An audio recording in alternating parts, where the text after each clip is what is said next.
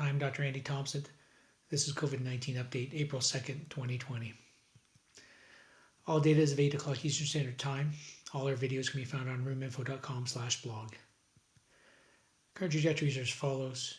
The United States has nearly 250,000 cases in total now. Italy is starting to flatten though. Canada is increasing roughly at the rate of the United Kingdom case number. Here's the reported cases per million. And you can see here that Canada is really on pace with Italy and Germany. Here are the percentage of deaths for today. And here are the actual numbers of deaths. A couple things to note. France recorded the most number of deaths at 1355. Canada peaked today at 59 deaths. Spain, 961 deaths. And the United Kingdom set a record at 569 deaths for that country. Italy was over 12%. Germany was low at 1.31%. Here's deaths per million population. And you see Canada had a little bit of an uptick. We're still ahead of the United States and Germany in deaths per million population. Here's expanded view of deaths per million population. Things to remember here is Canada is 9 days behind the USA and 19 days behind Italy. We have a long way to go. Here's our estimated reproduction numbers. And you can see most countries, including Italy, France, Germany, and Spain, over 7 days are headed to 1 or below 1. The United Kingdom, United States, and Canada are all firmly still above 1 and close to 2. Here are the new cases per day. And you can see here, Italy is flattened out as you'd expect. Spain, also some flattening. Germany, France, United Kingdom, United States again off on its own, and Canada slowly growing. Here are the new cases per day in Canada. We set a record with 1,552 cases today. Here's us versus South Korea, and I've added UK to this graph now. Here's Canada. Here's South Korea. So this just shows you how much we're going in the wrong direction versus South Korea. And now here's the United Kingdom. And what that shows you is we're roughly on the same trajectory now as the United Kingdom. The wrong trajectory.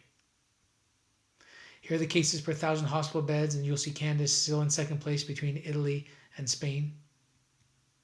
And now I've added a new graph, the daily deaths. This is Italy. This is Spain. Germany. France had a big uptick today. United Kingdom. United States. And Canada, we had a small uptick today. This is the month of March. And the black box there is the month of April. It's not going to be a good month of April. The other question that's been asked now is the death rate higher than we think? Because if you look in some areas in Spain, France, and Italy, the gray bars here represent the historical normal death rate. And the dark red bars here represent the region's death rate that's attributed to COVID-19. But they've had a lot of excess mortality in these light pink bars. And they're not sure whether or not these are underreported cases of COVID-19 or whether or not there are other conditions that just didn't get treated properly because their healthcare systems were overwhelmed.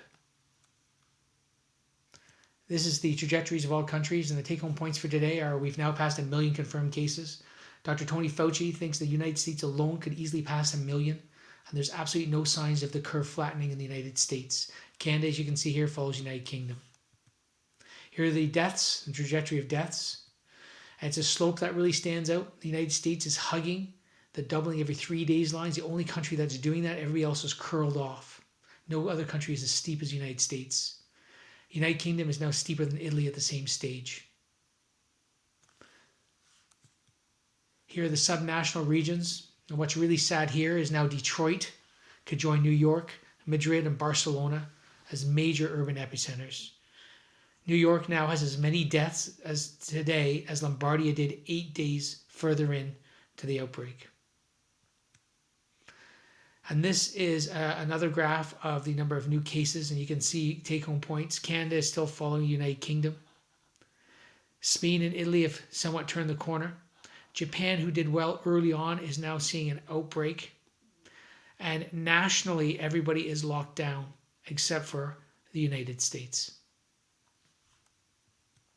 So let's think about our future.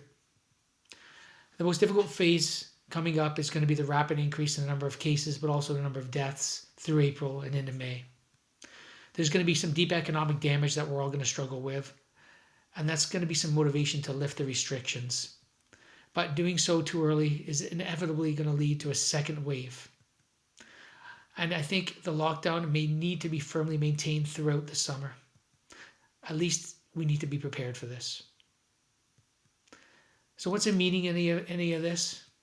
Well, there really is no meaning in what this is. It's simply a horrible, terrifying, random event. We have to learn from this to create conditions that allow us to live better and more secure lives going forward. And in the end, we have to ask ourselves what kind of society we wish for and what type of leadership we want in our country. Remember, folks, hold the line. Please do your best. Don't let this virus escape. Support Collins Clothiers as they're making t-shirts and hoodies to support small businesses and frontline workers. You can go to Collins Clothiers and click on Canada Strong. And here you can see my family, all with our Canada Strong and Hold the Line sweatshirts. Do your part, folks. Please help flatten the curve. Stay home, stay safe, and please, please save lives.